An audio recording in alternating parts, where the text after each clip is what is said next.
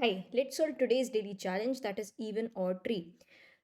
So in this question, a binary tree is named even odd if it meets the following conditions, right? So there are some conditions given to us and we a binary tree and we have to meet all these conditions for that tree to be named as even odd.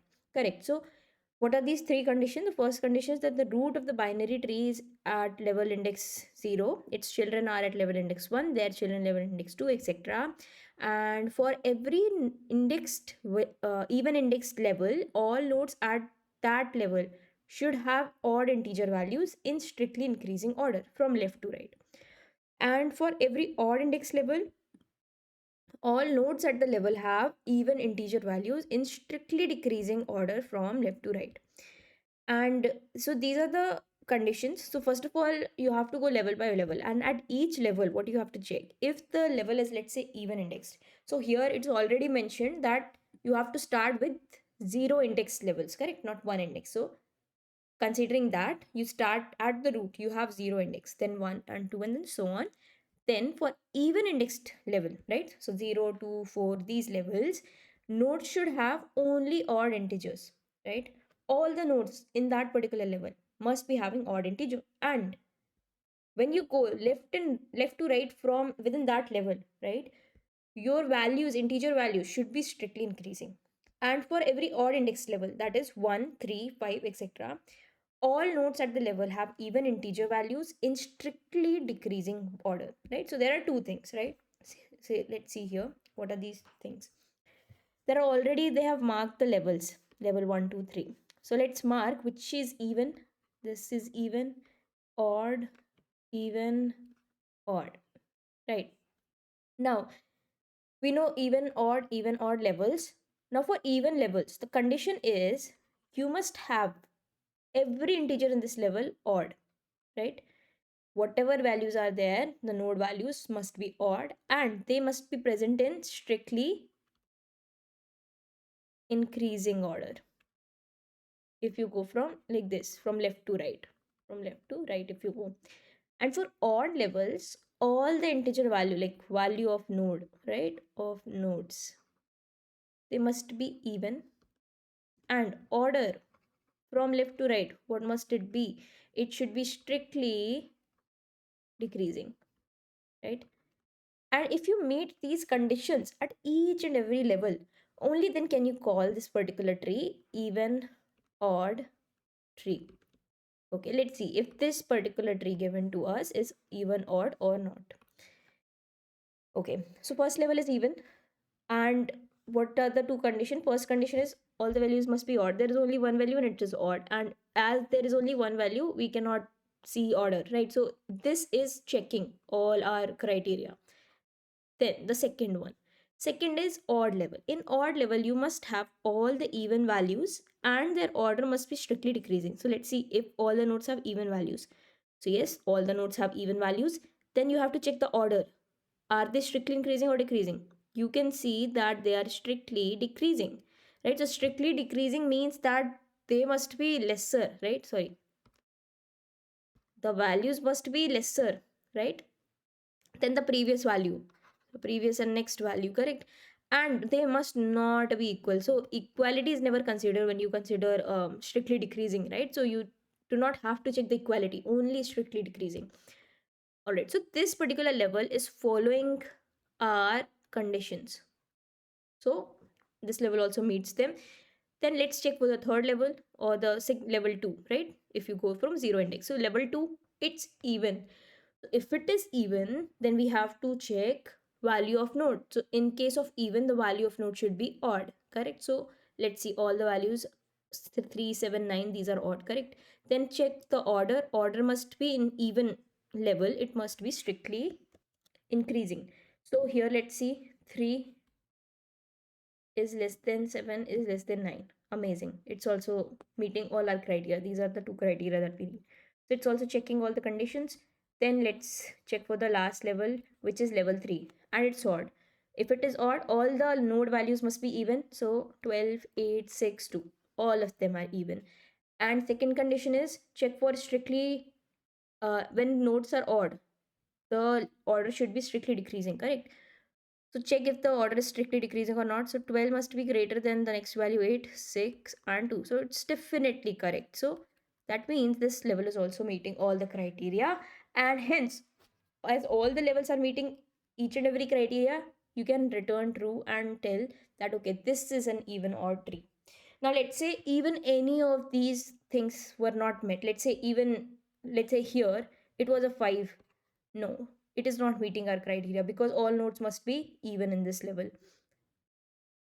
Then let's say it was let's say this was 4 and this was 10. So values are even, but is the order strictly decreasing? No. So that condition would not meet. So any of these condition at any level becomes false, then that means that tree is not even odd, right? Only if and only if all these conditions are met, that at even level odd values of node must be present and the order should be strictly increasing if you go from left to right. Similarly, at odd level, even node values must be present and the order should be strictly decreasing if you go from left to right. So these are the conditions that must be met at each and every node and each and every level. Then only you can say it is even or tree. So I hope you have now understood what even or tree is and what the question demands us to do. Now here clearly you can see that we are doing level order traversal kind of, right? Because we are talking about levels. So that means we are going to do BFS or level order traversal, and that we do using a queue data structure, correct? Now, now you have also figured out what you're going to use, right? That is the BFS. Now, how you are going to use BFS? So, see, this approach is simple. Approach is very simple. Like if you know BFS, then definitely you will be able to do it quickly. But there are some optimizations that we can do inside that quick approach as well. So let's see. So the very naive approach would be to do a BFS, right? And after doing that BFS, what you'll do is you'll store these values, right? Let's say you'll make a 2D array where you'll store the values of each and every level, right? So basically you'll store like this one, and let's say you'll make pair, right? So you will basically be making a vector of pair, and inside of that you will be taking another vector. Okay, so this is what you might be doing. So you're taking pair and vector, right? Oh sorry, not pair but pair of an integer and vector inside of a vector, right? So you are going to do this. And now pair for what? The level, right? You need the level also. So at 0th level you're going to have 1. At 1 level, what are the values you are going to have? You're going to have 10 and 4. At 2nd level, what are the values you're going to have? 3, 7, 9. Third level, 12, 8, 6 and 2, right? So these are the values that you're going to have. Now see, you're going to utilize this 2D array, right? We don't need this. We can optimize it, right? We can optimize the space here. So what can we do then? See, we'll do a normal BFS traversal. Now you might say that one way to do it is instead of trying to make a 2D array of levels inside of this with their level also. These levels you can also address by taking the index while you'll be iterating here, because this would be the 0th index, this would be the 1 index, 2 index, 3rd index, right? So basically you will be making this levels array and then you will be iterating in it, so you'll be increasing your time and space. Instead of that, you'll say inside of the BFS, right, while we write the BFS inside of there only, we'll see, we will be storing this level, right, during while doing BFS, right, particular level. So then and there we can say we can compute these things, right? When they are saving the values, then and there we'll compute. So if See, now if we do like that, then also you'll be taking a vector. So all I'm trying to say is you do not even need to take that vector, right? So let me tell you why. See, all you're doing is you are standing at a particular node, you're checking if it is odd or even based on the level it is. And the second thing that you want to do is check for strictly increasing or decreasing order. So if you by chance know the previous value, okay, so let's say you are at this 4 node, right? Now you have to simply compare it with the previous value. So in this case, it should be strictly decreasing. So that means if 4 is greater than whatever was the previous value, then you have to return false, right? So doing that, you will basically be getting rid of all the extra space complexity here, right? So now let's come directly to the approach. Let me tell you what we're going to do. we're going to do a simple BFS traversal. Inside of that BFS, what we'll do, we'll check what is the level, right? So we'll be taking a level variable which will be initialized to 0. Then standing at that level, what we'll do is we'll take all the values inside of that level. Okay. So for that, see, let me do a dry run here. Okay, let me take this.